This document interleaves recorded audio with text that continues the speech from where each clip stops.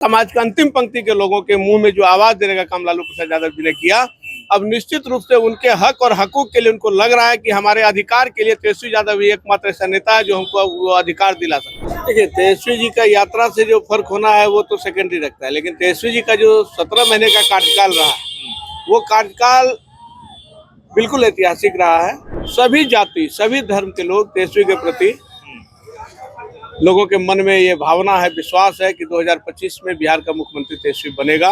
गरीब तबके के लोगों में, कमजोर वर्गों के लोगों में एक लगा कि उनको एक ताकत मिली है। मात्र 12-14 हजार के अंतर पे हम लोगों ने सरकार नहीं बना पाया था। ये मोदी जी और नीतीश जी का जो खेला हुआ कि हम लोगों के साथ गलत किया गया, हमारे लोगों को हराया गया, नहीं तो हमारी सरकार बनी हुई थी। लोग आपको या हमको ये महसूस नहीं हो रहा, लेकिन उनको ये महसूस हो रहा है कि हमारा घर का बुझा हुआ चिराग को तेजस्वी ने जलाने का काम किया 17 महीने। अगर इनको फिर मौका मिलता है तो निश्चित रूप से हर घर में दिया जलेगा और हर घर खुशहाली होगी। तेजस्वी प्रसाद यादव की जनविश्वास यात्रा बिहार के हर जिले से लगभग निकली और गांधी मैदान में एक बड़ा विशाल जनसभा हुआ, जहां पर लोगों ने तेजस्वी के प्रति उम्मीद दिखाई। और इस वक्त हम पूर्णिया में हैं, यहाँ भी बड़ी संख्या में लोग पहुंचे थे तेजस्वी यादव को देखने के लिए, लेकिन उसके बाद के हालात हम जानने के लिए यहाँ पर मौजूद हैं। हमारे साथ आरजेडी के सीनियर नेता है अभय कुमार सिन्हा जी। ये जो यात्रा हुई उसके बाद कुछ फर्क पड़ा क्या कि भाई तेजस्वी यादव को लेकर के? देखिए, तेजस्वी जी का यात्रा से जो फर्क होना है वो तो सेकेंडरी रखता है, लेकिन तेजस्वी जी का जो 17 महीने का कार्यकाल रहा वो कार्यकाल बिल्कुल ऐतिहासिक रहा है।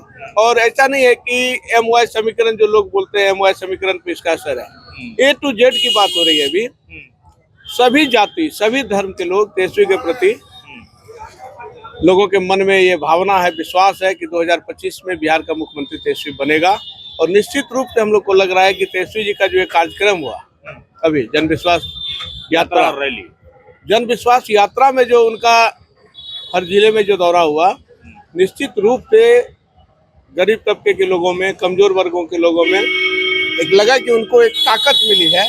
उनको लगा है कि अब जो है लालू जी के बाद एक नेता है बिहार में जो हम लोग के रहनुमा। आपको लगता है कि या लोगों के अंदाजे से कि लालू यादव की छवि तेजस्वी यादव में राजनीति में दिखती है? बिल्कुल, लालू प्रसाद यादव जी ने गरीबों को जो आवाज दी, उन्होंने देने का काम किया, जिसके बदौलत की आज बिहार के गरीब गुरबे समाज के अंतिम पंक्ति के लोगों के मुंह में जो आवाज देने का काम लालू प्रसाद यादव जी ने किया, अब निश्चित रूप से उनके हक और हकूक के लिए उनको लग रहा है कि हमारे अधिकार के लिए तेजस्वी यादव ही एकमात्र ऐसा नेता है जो हमको वो अधिकार दिला सकता है। अच्छा, चर्चा है इस बात की कि भाई इतना युवा नेता है, कम उम्र में इतनी बड़ी पैठ बना लेना, अलग अलग जिलों में अलग अलग तरह की भीड़ नजर आई।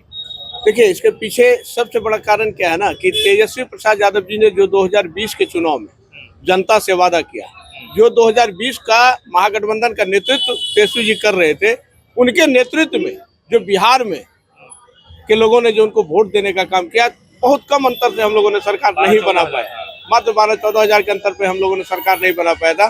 तो निश्चित रूप से 2020 में जनता ने उन पर विश्वास किया बिहार का। ये मोदी जी और नीतीश जी का जो खेला हुआ कि हम लोगों के साथ गलत किया गया, हमारे लोगों को हराया गया, नहीं तो हमारी सरकार बनी हुई थी।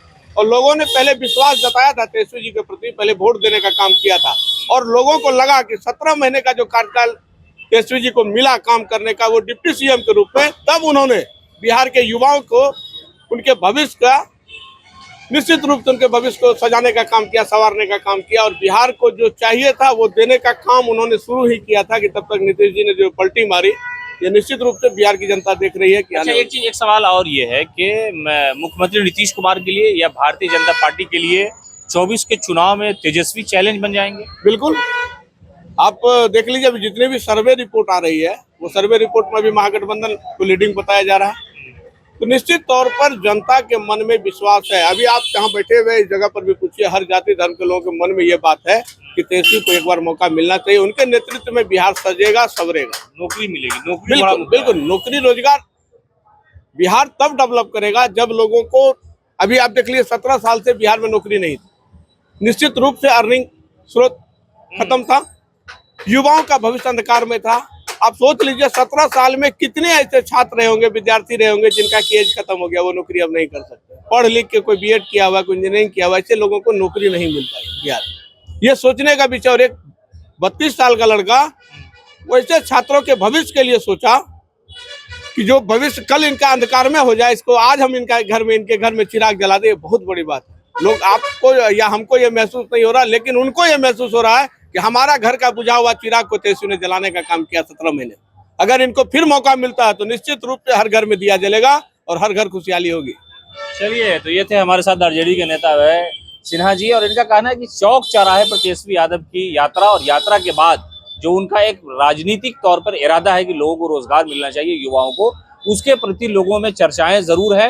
तेजस्वी यादव और लालू यादव की राजनीति का सबसे बड़ा जो मैंडेट है वो लोगों से इसलिए हासिल होता है क्योंकि वो लगातार जनता से कनेक्ट होते हैं। तेजस्वी यादव ने युवाओं के दिलों को, दर्द को समझा और लोगों को नौकरी दी, सरकारी नौकरी दी। लोगों को लगता है कि 17 महीने में इतना बड़ा कीर्तिमान स्थापित किया, तो अगर 2025 में इन्हें मुख्यमंत्री बनाया जाता है तो ये खुशियों की बयार है और ज्यादा और घरों तक पहुंचेगी।